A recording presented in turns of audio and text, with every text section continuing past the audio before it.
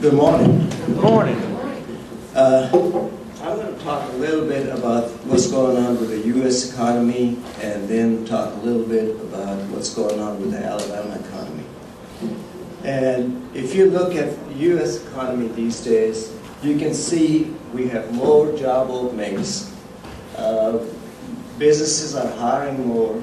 We're not seeing layoffs like we were a few months ago. And some of the growth, economic growth that we saw late last year, early this year, was because some of the inventories that need to be replenished during recessions. So we saw a little higher growth than expected last year and early this year. And we also see that business spending is up and commercial and industrial loan market is reviving. If you look at this in consumer spending, the red bar shows the consumer spending, which, by the way, accounts for almost 3/4 of the U.S. economy. So it's very crucial that the consumer spending picks up before we see any kind of recovery in the U.S. economy. But the thing is, the income is not keeping up with the spending. And if you look at this thing, you see that consumer spending, consumer sentiment index is up. It fell during the recession, and it's coming up slightly. And this is one of the most important things because one of the reasons why the recovery has been so slow is because of extremely tight credit markets. And if you look at this thing, credit markets are coming up. So the economy is picking up. So if everything is picking up, if the employment is going up, if the consumer spending is going up, why does it still feel like we are in a recession? One reason for that is that U.S. economy, which has been in a recession for 122 months out of 800 months after World War II. This recession, which started in December 2007 and ended in June 9, was one of the deepest and the longest. And if you don't, you can see it over here. And this red line shows what the employment level was before the recession started. And you can see this was the current recession. And we're still over here. And the peak of the employment was right around here. So we have still got a long ways to go. One of the reasons why the employment used to pick up, for example, in 1980 recession, 73 recession, because we had a higher share of manufacturing sector. And when the economy came out of recession, the manufacturers were recalled workers back. And so employment would pick up fairly quickly. But as we move more and more towards services-oriented economy, you can see the recessions are getting longer and longer. This was a 2001 recession, which was a fairly mild recession compared to other recessions go. But then again, you can see how deep this recession was. This is one of the reasons why it still doesn't feel like we're coming out of the recession. And furthermore, we still have some downside risk. State and local governments are still laying off workers.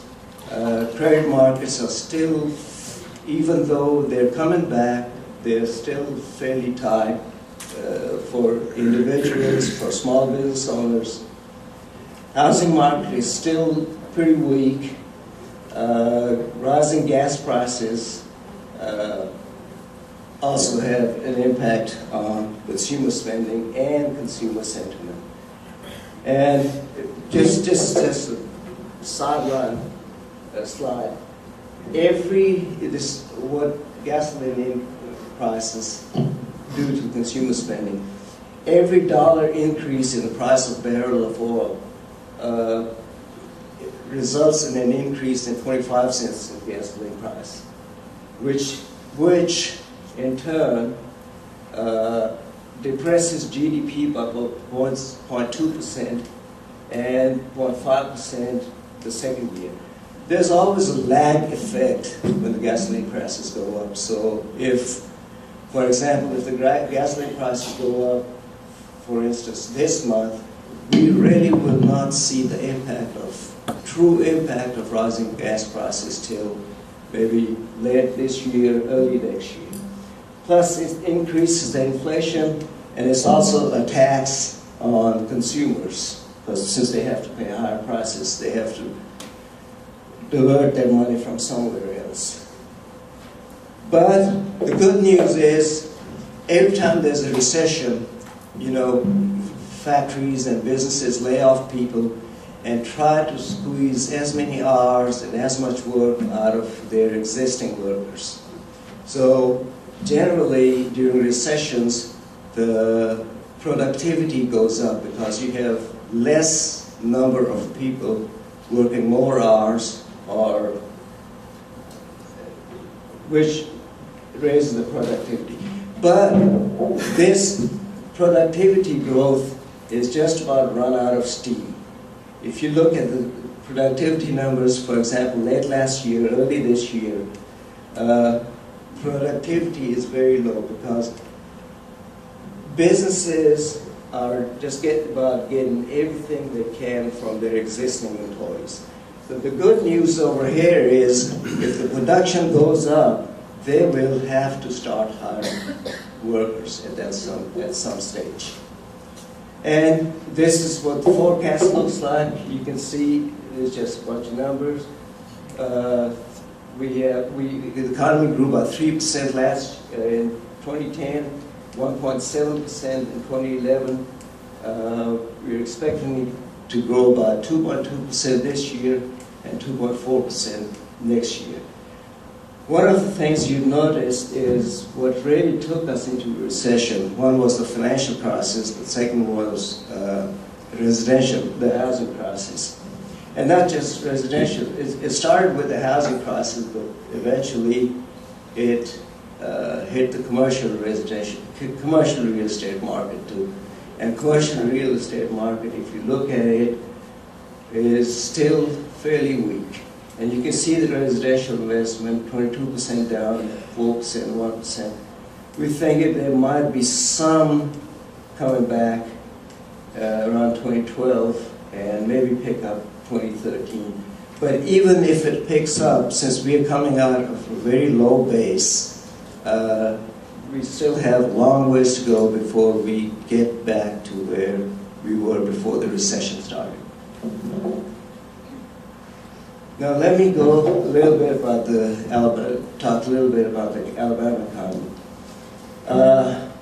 We have growing tourism. Most of the growth right now is coming from exports and manufacturing sector, particularly transportation equipment manufacturing, which not only includes automobile manufacturing, automobile parts manufacturing, but also the defense system and everything that's mostly up in Huntsville, and the shipbuilding in South Alabama.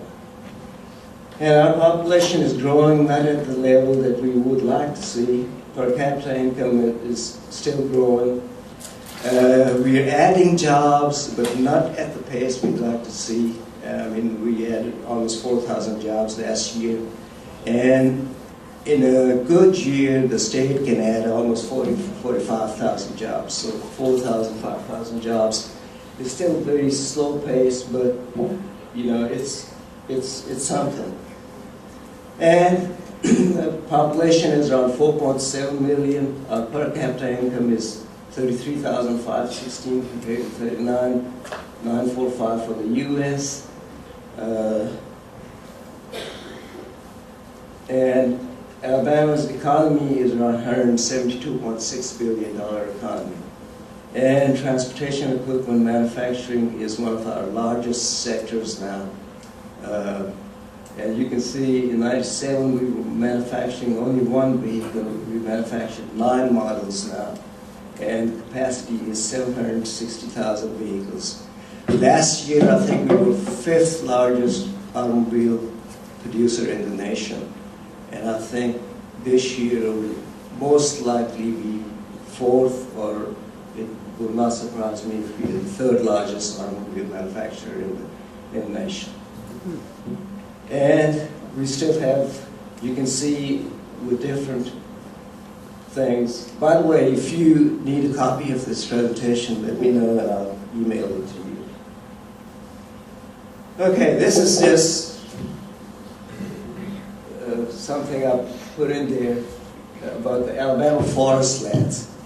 Alabama forest lands are equal to the size of Massachusetts, Connecticut, Rhode Island, New Hampshire, and Delaware combined. We ranked the second in pulp and paper production and number 3 in paper production in the nation. And forest products are the second largest commodity that is exported from Port of Mobile after coal. And forest products average 1.2 million tons annually. 90% of the Alabama forest land is privately owned, and there's some more thing over here. We was number 7 in lumber production and 8th in wood panel production in the nation. And this just shows some of just graphic. This green is state or federally owned land. The rest is all private land, if you look at the state map. Okay, so our per capita income is growing. One of the reasons our per capita income is growing is because of automobile manufacturing. It kind of accelerated the growth in our per capita income because automobile sector pays relatively high wages compared to services or some of the sectors, like retailing and things like that. It's most services sector. So back in 1929, our per capita income was around 45% of U.S. average. We're now at around 85%. And compared to neighboring states, our per capita income is still below the per capita income of Florida, Georgia, Tennessee, and obviously U.S., a little higher than Mississippi. And median family income is still below these states, except for Mississippi. But the good news is our unemployment rate is below all these states. One reason for that is we are gaining jobs in manufacturing. Again, manufacturing sector, which continuously lost jobs since the 1991 recession, has been one of the strongest growing sectors in the economy after this most recent recession. And one reason for that was demand, but export markets is also pretty important for manufacturing. This graph shows our share of GDP and the share of employment. If you look at this thing, 12% of employment in Alabama is manufacturing, but manufacturing produces almost 16% of the GDP. That's because it's high value added, more productive. The troubling sign in this thing is leisure and hospitality sector. We account for 8 or 9% of the employment is in leisure and hospitality sector, which pays relatively low wages and only produces almost 2% of GDP. And this is something that's not just unique to Alabama, but it's a nationwide phenomenon. Most of the jobs, except for the manufacturing, that are being added these days are in low-wage sectors, which are either temporary in nature or part-time, and pay very low or no benefits. So that's one of the problems over here. And this is something that's not just unique to Alabama, it's a problem everywhere, because the leisure and hospitality sector is not a very productive sector, but it's more labor intensive. Okay, this just shows our employment growth has slowed down somewhat compared to last year, and that's keeping up with the rest of the nation. The picture looks the same. From February 10 to February 11, we added 4,400 jobs. From February 11 to 12, we added only 4,500 jobs. The construction sector, which is most closely related to the forest products industry, it lost 4,000 jobs. Year before, 7,400 jobs. So the construction sector is coming back, but very slowly. And some of the jobs we're adding is in durable goods manufacturing, which is mostly automobile production. And then it shows all the red ones that continue to lose jobs, sectors that continue to lose jobs. And if you look at here, right here, state and local governments. And because of because of decline in tax revenues during the recession, is now hitting pretty hard, especially some of the smaller local governments. And you can see, and these are people who not just lose their jobs, I mean, like get fired or something, but some of the people who are retiring and stuff like that are not being replaced. And if you look at, we saw the U.S. picture of the recession. This is Alabama picture. So this is one reason it really does not feel like a recovery, because this light blue line is where we are right now. And this is where we were before the recession. And if you look at these previous recessions in, say, 81, 90, which was also a jobless recovery. The green one is 2001 recession, again, a very mild recession, but it took almost 2.5 years for payrolls in Alabama to get back to the level where they were before the recession started. So again, you can see we have a long ways to go before we get back to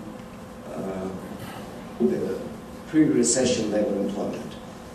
And one thing this thing does not account for is there are a certain number of jobs that have to be created in order to keep up with growing population and growing civilian labor force. For example, when you hear that the U.S. economy added 120,000 jobs, 120,000 jobs seems like a good number in 1 month, but 120,000, U.S. economy has to create 120,000 jobs just to keep up with the growth in labor force and growth in population. So when you add 120,000 jobs, you have not really added any net new jobs. It's just replacing old workers. So in order for it to feel like really we're recovering from a recession, U.S. economy has to add at least 200 to 250,000 jobs a month. And even with that, considering the number of jobs we've lost during this recession, it might be 2017, 18, maybe 2020 before we get back to the level we were before the recession started. And this just shows some of the growth that's in Alabama is coming from exports. And you can see transportation equipment is our largest export, followed by chemicals, mineral, and oils. And this just shows the top 10 commodities, export commodities for Alabama. And wood products, you can see, is 182 million last year. And paper products was close to a little over 1 billion. And this shows our largest trading partners. Canada is the largest export destination, followed by China, Germany, Mexico. If you had looked at this thing, say 5, 10 years ago, China was not even on the radar. And now China is the second export destination for Alabama. Close to 2.3 billion, it increased by 21% in 2011. And if you look at the growth, while China is becoming main destination, is look at the growth rates for 2012. These are the growth rates for our biggest trading partners. And again, you can see how fast the Chinese economy is growing, and you can see the rest of the economies. Japan is another destination for wood products. It's only growing by 2% to 1.6% for next year. So obviously, one reason why China is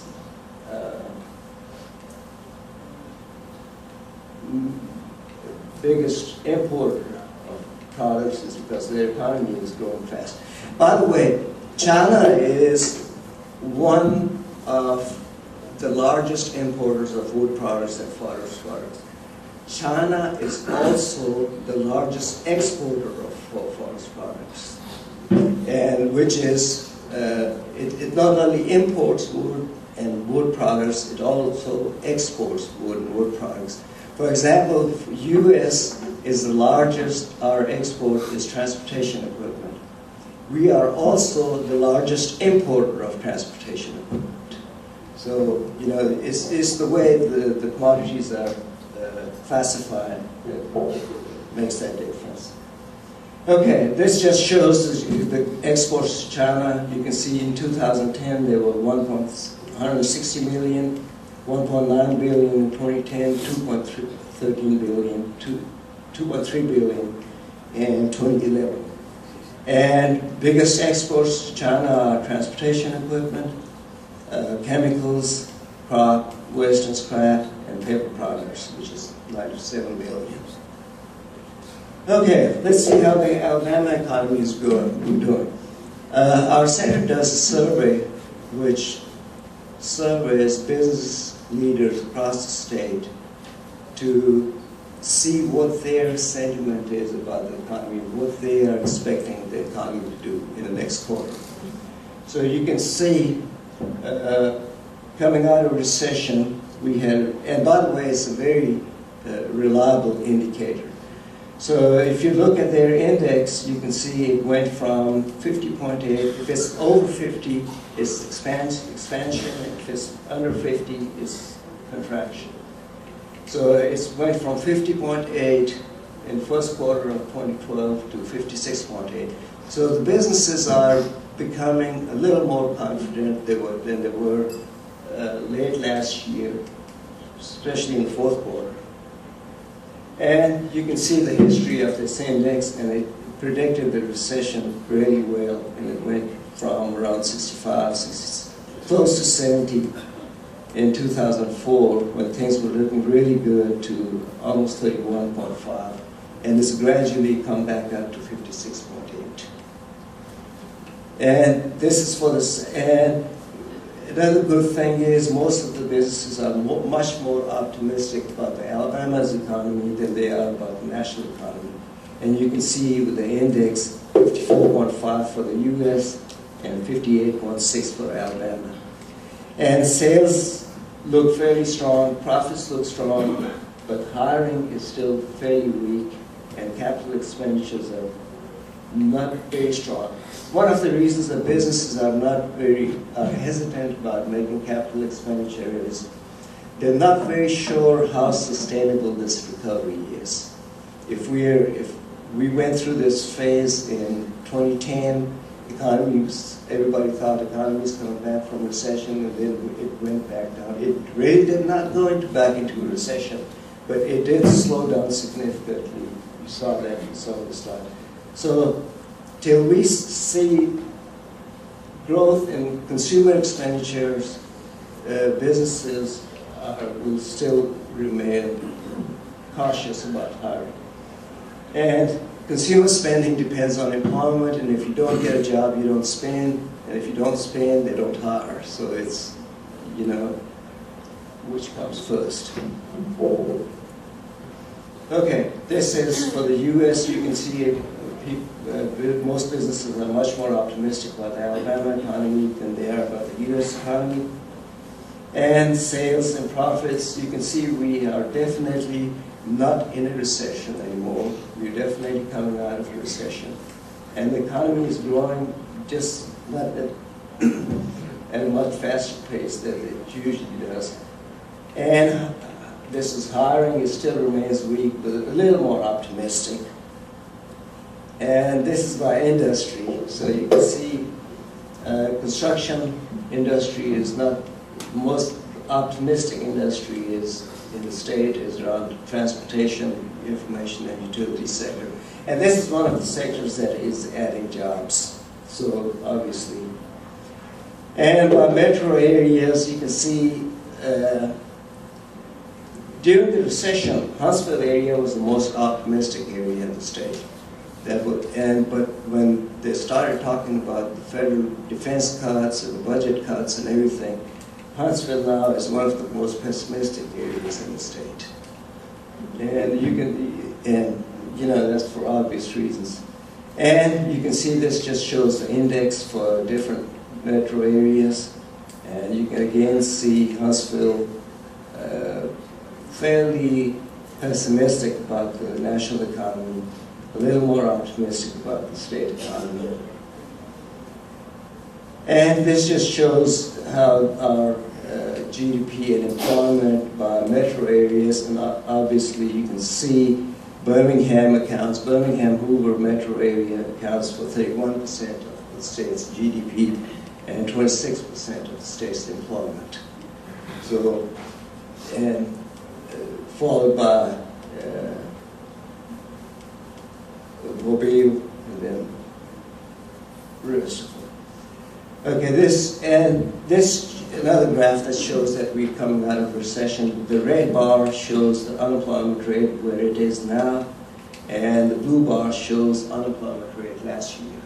And you can see it has across the board for every area we've seen an improvement in employment. But even though we've seen improvement in employment, we're still way below where we were before the recession started. We are still 134,000 jobs below where we were before the recession. And every metro area, Birmingham area, is 43,000 jobs below where we were before the recession started. And another thing, if you had seen this thing, say for the last 4 years, you'd see all the rate because the state did not have any growth in tax receipts. But now you can see our tax receipts are growing. They increased by 3.5% for this fiscal year. Income tax is going up because our employment is picking up. Consumers are spending more money, so we see a 5.6% in sales tax growth. Some of that may be pent-up demand that people became very cautious during the recession, and so they had to do some spending after the recession, so that shows up in the sales tax. And for the forecast, state's economy grew by 2.1% 2010, grew by 2.2% last year. It'll probably grow about 2.5% this year and 2.7% next year. So we're not seeing any growth, fast growth like 3, 4, 5% growth rates that we saw in mid-2000s and right before the recession started.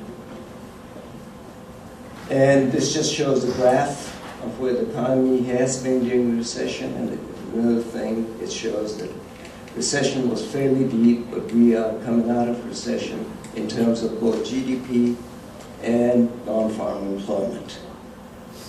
And that, ladies and gentlemen, is the end of my presentation.